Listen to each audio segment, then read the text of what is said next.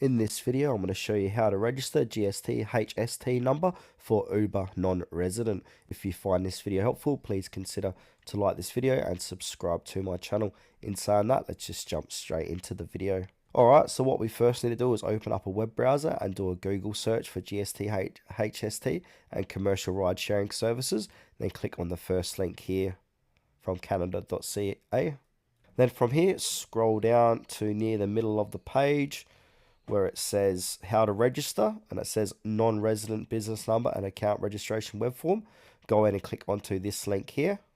And then from here, scroll down, and we need to click on this button where it says register using the non-resident registration web form, and then we'll be taken to this form here. So basically, if you're a non-resident planning to drive for Uber in Canada, you require to register a GST HST number with the Canada Revenue Agency, CRA. This applies regardless of your earnings, as a ride-sharing service are considered taxable supplies under the Canadian tax law. So before we start this, you need to determine your eligibility. So to register, you must have a valid social insurance number starting with the digit 9, indicating non-resident status.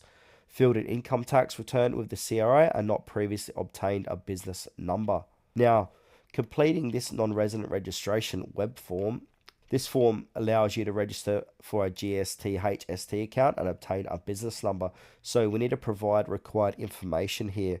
So you're going to go through all these questionnaires. So you've got to answer this non-resident registration. So was the business form outside of Canada? So just go through these one by one. And now during registration, you also need to supply your full name and SIN, your business name, for example, your name or a trade name, your business type, typically sole proprietorship, your business address in Canada, your email address and preferred language of communication, the date you started driving with Uber, and also the estimated annual revenue from Uber rides.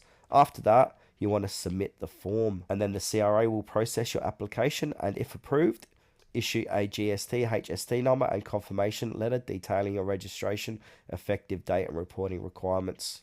Now, once registered, you want to log into your Uber profile and navigate to the invoice settings section, enter your new GST HST number and save the changes. So what this does, this ensures Uber can remit the collected taxes on your behalf.